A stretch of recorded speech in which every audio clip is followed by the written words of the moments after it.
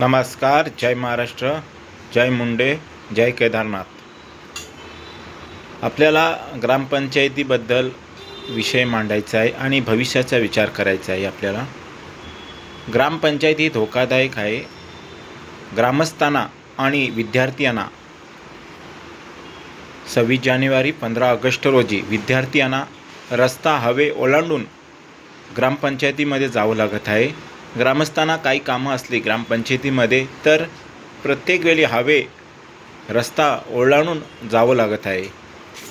80% ग्रामस्थांना हा सामना करावा लागत आहे.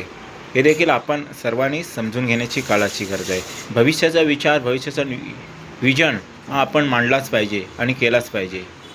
आणि ती ग्रामपंचायत वरती आणायचा अनंतराव खेतले आणि काही ग्रामस्थांचा विचार होता अर्ध्या गावामध्ये.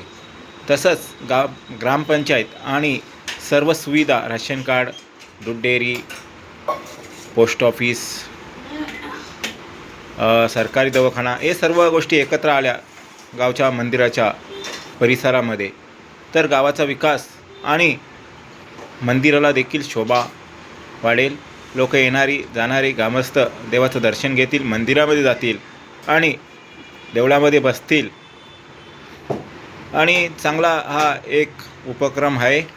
भविष्याचा विचार आपण केलाच पाहिजे, मांडला पाहिजे. आपण ग्रामस्थ आहोत. आपल्या गावाच्याबद्दल, आपल्या परिवाराच्याबद्दल, आपल्या घराच्याबद्दल, आपल्या देशाबद्दल, जगाबद्दल आपण विचार मांडला पाहिजे. कारण आपण या धर्तीवरती आलो आहे, या जगामध्ये आलो आहे, या गावामध्ये जन्माला आलो आहे, तर आपला काही ना काहीतरी योगदान हा दिलंच पाहिजे. तर त्या सर्व सुविधा ग्रामपंचायतीच्या आजूबाजूला येतील आणि ग्रामस्थांना सर्वच ठिकाणी एकत्रच हे सर्व सुविधा उपलब्ध होतील आणि मंदिराची देखील शोभा वाढेल.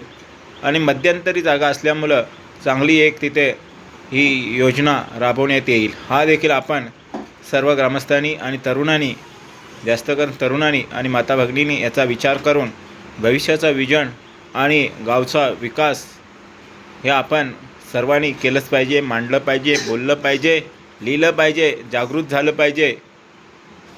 आपण मांडलं, लिहिलं, बोललं तरच समोर समजणार आहे आणि ती कामं पुढं होणार आहेत. तर आपल्याला येणाऱ्या ग्रामपंचायतीमध्ये नवीन तरुणांना आणि नवीन सरपंच, लेडीज, माता भगिनी यांना निवडून द्यायचं आहे आणि एक परिवर्तन करण्यासाठी आपल्याला नवीन लोकांना ग्रामपंचायतीमध्ये पाठवायचं आहे आणि संधी द्यायची आहे. आणि पुन्हा एकदा हा इतिहास आपल्याला घडवायचा आहे आणि परिवर्तन करायचं आहे.